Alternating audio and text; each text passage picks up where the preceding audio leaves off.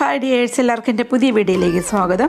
എല്ലാവരും സുഖമായിട്ടിരിക്കുന്നു എന്ന് കരുതുന്നു. ഞാനിന്ന് വന്നിട്ടുള്ളത് അരിയും ഉഴുന്നും ഒന്നും ഇല്ലാതെ തന്നെ നമ്മുടെ വീട്ടിലുള്ള ചേരുവ കൊണ്ട് തയ്യാറാക്കാവുന്ന നല്ല സോഫ്റ്റ് ആയിട്ടുള്ളൊരു ഇഡ്ഡലിയുടെ റെസിപ്പി ആയിട്ടാണ്. ഉഴുന്നൊന്നും ഇല്ലാതെ തന്നെ നമ്മുടെ വീട്ടിലുള്ള ബാക്കി വന്ന ചോറും അരിപ്പൊടിയൊക്കെ കൊണ്ട് നമുക്കിത് തയ്യാറാക്കാവുന്നതാണ്. വളരെ സോഫ്റ്റും ടേസ്റ്റി ആയിട്ടുള്ളൊരു ഇഡ്ഡലിയാണിത്. ഞാനിതിൽ ബേക്കിംഗ് സോഡയോ ഈസ്റ്റോ തേങ്ങയോ ഒന്നും ഞാൻ ചേർത്തിട്ടില്ല. അല്ലാതെ തന്നെ നല്ല സോഫ്റ്റായ ഇഡ്ഡലി ഇട്ട് പിന്നെ ഇതിൻ്റെ കൂടെ കറിയായിട്ട് പച്ചക്കറിയൊന്നും ഇല്ലാതെ തന്നെ തയ്യാറാക്കാവുന്ന നല്ലൊരു സാമ്പാറിൻ്റെ റെസിപ്പി കൂടി ഞാൻ കാണിക്കുന്നുണ്ട്. ഈ സാമ്പാർ ഒരിക്കൽ കഴിച്ചാൽ പിന്നെ നിങ്ങൾ ഇങ്ങനെയേ സാമ്പാർ ഉണ്ടാക്കും. അത്ര ടേസ്റ്റി ആയിട്ടുള്ളൊരു സാമ്പാറാണിത്. എൻ്റെ വീഡിയോ ഇഷ്ടപ്പെട്ടാൽ ഒന്ന് ലൈക്ക് കൂടെ തരിക, സ്കിപ്പ് ചെയ്യാതെ കണ്ട് ഒന്ന് സപ്പോർട്ട് തരിക. നമുക്ക് വീഡിയോയിലോട്ട് പോകാം. അതിനായിട്ടൊരു ബൗളെടുത്ത് അതിലേക്ക് 2 കപ്പ് പത്തിരിപ്പൊടിയാണ്, അതായത് ഇടിയപ്പത്തിനും മറ്റും എടുക്കുന്ന പത്തിരിപ്പൊടിയാണ് 2 കപ്പ് എടുത്തിരിക്കുന്നത്. അതിലേക്ക് അതേ 2 കപ്പിൽ തന്നെ നിറച്ച് ചോറെടുത്തിട്ടുണ്ട്. നിങ്ങൾക്ക് ഏതരിയുടെ ചോറായാലും കുഴപ്പമില്ല. അതിലേക്ക് അതേപോലെ തന്നെ അതേ കപ്പിൽ 2 കപ്പ് സാധാരണ പച്ചവെള്ളമാണ് ഞാൻ ഒഴിച്ചു കൊടുത്തിരിക്കുന്നത്. എല്ലാം ഈ 2 കപ്പ് ഇതാണ് വേണ്ടിയത്. അത് നമുക്കിട്ട് നന്നായിട്ടൊന്ന് മിക്സ് ചെയ്യാം. പിന്നെ മാവിൻ്റെ അനുസരിച്ച് ചിലപ്പോൾ വെള്ളത്തിൻ്റെയൊക്കെ അളവ് വ്യത്യാസം വരും. നമ്മൾ ഇഡ്ഡലിക്കൊക്കെ ആട്ടുന്ന കണക്ക് അത്ര കട്ടിയായിട്ട് വേണം ഇത് മിക്സിയിലിട്ട് നാട്ടിയെടുക്കാനായിട്ട്. ഞാൻ 2 പ്രാവശ്യമായിട്ടാണ് ഇത് അരച്ചെടുക്കുന്നത്. വെള്ളം ആവശ്യമുണ്ടെങ്കിൽ അല്പം കൂടെ ചേർത്ത് കൊടുക്കാൻ. നല്ല കട്ടിക്ക് വേണം ഇരിക്കാനുള്ളത്, ലൂസായി പോകരുത്. അതേപോലെ നമുക്ക് 2 പ്രാവശ്യം ഞാൻ അരച്ചെടുത്തുകൊണ്ട് വന്നിട്ടുണ്ട്.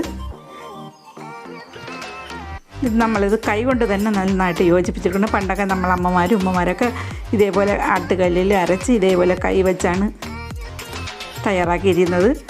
അതേപോലെ നമ്മൾ കൈ വെച്ച് തന്നെ ഇത് നന്നായിട്ട് യോജിപ്പിച്ചെടുക്കാൻ ശ്രമിക്കുക. നന്നായിട്ട് മിക്സ് ചെയ്ത് നോക്കണം. ഇതേപോലെ ഇത്ര കട്ടിക്കാണ് ഇരിക്കാനുള്ളത്. ഇത് ഞാൻ വൈകിട്ടാണ് ഞാൻ തയ്യാറാക്കി വയ്ക്കുന്നത്, രാവിലെ എടുക്കാൻ വേണ്ടിയിട്ട്. രാത്രി സമയത്താണിത്. നമ്മൾ 10 മണിക്കൂറെങ്കിലും റെസ്റ്റ് ചെയ്യാൻ വെക്കണം. എന്നിട്ട് രാവിലെ എടുത്തതാണിത്. കണ്ടില്ല, നല്ല മാവ് നന്നായിട്ട് സോഫ്റ്റായിട്ട് കുറച്ചുകൂടെ കട്ടിയായിട്ട് വന്നിട്ടുണ്ട്. നമുക്ക് അതിലേക്ക് ആവശ്യത്തിനുള്ള ഉപ്പ് കൂടി ഇട്ട് കൊടുക്കാം. ഞാൻ അല്പം മാവ് എടുത്തിട്ട് അതിനകത്താണ് ഇട്ട് മിക്സ് ചെയ്ത് കൊടുക്കുന്നത്. എന്നിട്ട് നമുക്കിതിലിട്ട് യോജിപ്പിച്ച് കൊടുക്കാം. നന്നായിട്ട് മിക്സ് ചെയ്ത് ഉപ്പെല്ലായിടത്തും വരുന്ന രീതിയിൽ മിക്സ് ചെയ്തിട്ടുണ്ട്. നമുക്കൊരു ഇഡ്ഡലി തട്ടെടുക്കണം. ഇനി അതിലേക്ക് അല്പം ഓയിൽ തടവി കൊടുക്കാം. അപ്പോൾ പെട്ടെന്ന് ഇളവി കിട്ടാൻ വേണ്ടിയിട്ടാണിത്.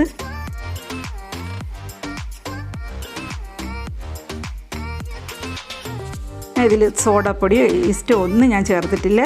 നിങ്ങൾക്ക് വേണമെങ്കിൽ സോഡാപ്പൊടി ചേർക്കാവുന്നതാണ്. എനിക്ക് സോഡാപ്പൊടി ചേർക്കാതെ തന്നെ, ബേക്കിംഗ് സോഡ ചേർക്കാതെ തന്നെ നല്ല സോഫ്റ്റായിട്ട് ഇഡ്ഡലി കിട്ടിയിട്ടുണ്ട്.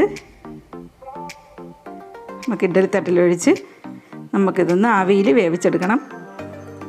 ഞാൻ വെള്ളം തിളയ്ക്കാനായിട്ട് വെച്ചിട്ടുണ്ടായിരുന്നു ഇഡ്ഡലി പാത്രത്തിൽ. നമുക്കൊരു 10 മുതൽ 15 മിനിറ്റ് വരെ വേണ്ടി വരും.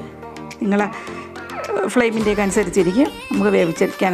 ആ സമയത്ത് നമുക്ക് കുക്ക് ചെയ്യാൻ വെച്ച സമയത്ത് നമുക്ക് സാമ്പാർ തയ്യാറാക്കാം. അതിനായിട്ട് സാമ്പാർ പരിപ്പിട്ടിട്ടുണ്ട്. അത് 2-3 വെള്ളത്തിൽ കഴുകിയെടുക്കുക.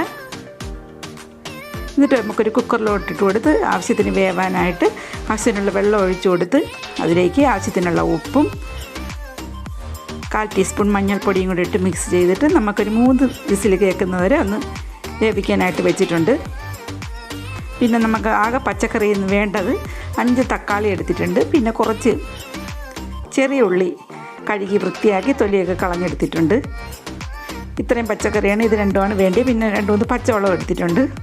അതുപോലെ തക്കാളി ഇതേപോലെ വലിയ പീസായിട്ട് ഇതേപോലെ കട്ട് ചെയ്തെടുക്കുക.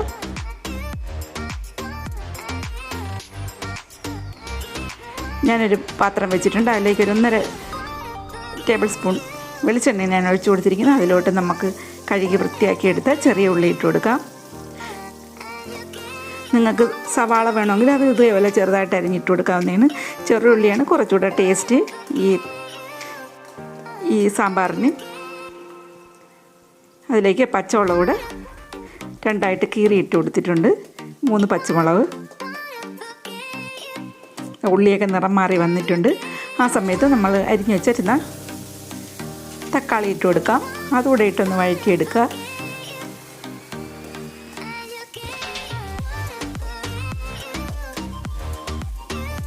അത് വെന്തുടയൊന്നും വേണ്ട, ഒന്ന് സോഫ്റ്റായിട്ട് വന്നാൽ മതി. അതുവരെ ഒന്ന് വഴറ്റിപ്പെടുത്താൽ മതി.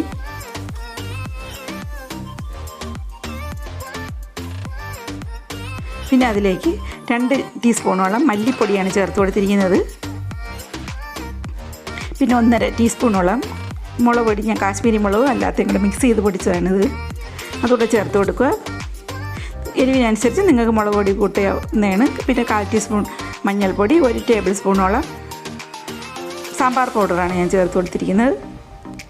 അത് ലോ ഫ്ലെയിമിലിട്ട് വേണം ഇത് പൊടികളൊക്കെ ചേർത്ത് കൊടുക്കാനുള്ളത്, അല്ലെങ്കിൽ കരിഞ്ഞു പോവും. എന്നിട്ട് നന്നായിട്ട് യോജിപ്പിച്ചെടുക്കുക. അതിലേക്ക് നമ്മൾ നേരത്തെ വേവിച്ച് വെച്ചിരിക്കുന്ന സാമ്പാർ പരിപ്പുണ്ടല്ലോ, അതുകൂടെ ചേർത്ത് കൊടുക്കുക. ഞാൻ ഈ സമയത്ത് ഒരു ചെറിയ നെല്ലിക്ക വലിപ്പത്തിലുള്ളൊരു പുളി ഞാൻ വെള്ളത്തിൽ ഇട്ടിട്ടുണ്ടായിരുന്നു.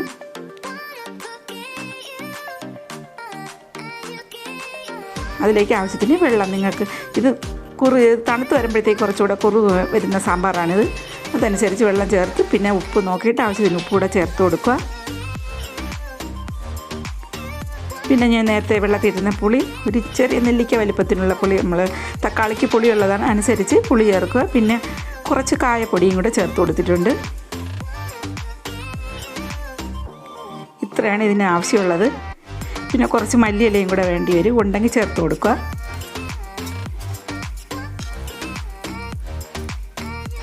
മല്ലിയിലയും ചേർത്ത് കൊടുത്ത് ഒന്ന് തിളപ്പിക്കണം. തിളച്ചതിന് ശേഷം നമുക്ക് കടുക് വറുത്ത് ഒഴിച്ച് കൊടുത്താൽ നമ്മളെ സാമ്പാർ ഇവിടെ റെഡി ആയിട്ടുണ്ട്. പെട്ടെന്ന് തയ്യാറാക്കാൻ പറ്റിയ ഒരു സാമ്പാറാണിത്. വളരെ ടേസ്റ്റി ആയിട്ടുള്ളൊരു സാമ്പാറാണിത്. നിങ്ങൾ ഒരിക്കലും ഇത് ഉണ്ടാക്കി നോക്കിയാൽ പിന്നെ ഇതേപോലെ ഉണ്ടാക്കി നോക്കുള്ളൂ. അത്ര ടേസ്റ്റാണ് ഈ സാമ്പാർ. ഇവിടെ ഒത്തിരി ഇഷ്ടമാണ് ഈ കഷ്ണങ്ങളൊന്നും ഇല്ലാത്ത ഈ സാമ്പാർ. നമ്മൾ ഇഡ്ഡലി റെഡി ആയിട്ട് വന്നിട്ടുണ്ട്. നമുക്കതിൽ നിന്ന് തണുത്തതിന് ശേഷം മാത്രമേ എടുക്കാവൂ. എൻ്റെ ഈ വീഡിയോ ആദ്യമായിട്ട് കാണുന്നവരാണെങ്കിൽ ഒന്ന് സബ്സ്ക്രൈബ് ചെയ്യുക. ബെൽ ബട്ടണൂടെ പ്രസ് ചെയ്ത് ഓൾ എന്ന ഓപ്ഷനൂടെ ക്ലിക്ക് ചെയ്യുക. ഇഷ്ടപ്പെട്ടാലൊന്ന് ലൈക്ക് കൂടെ തരിക. നല്ല സൂപ്പർ ടേസ്റ്റി ആയിട്ടുള്ള നമ്മളെ ഇഡ്ഡലി ഇതാ, നല്ല സോഫ്റ്റ് ആയിട്ടുള്ള ഇഡ്ഡലി ഇതാ നമുക്കിവിടെ തയ്യാറായി കിട്ടിയിട്ടുണ്ട്.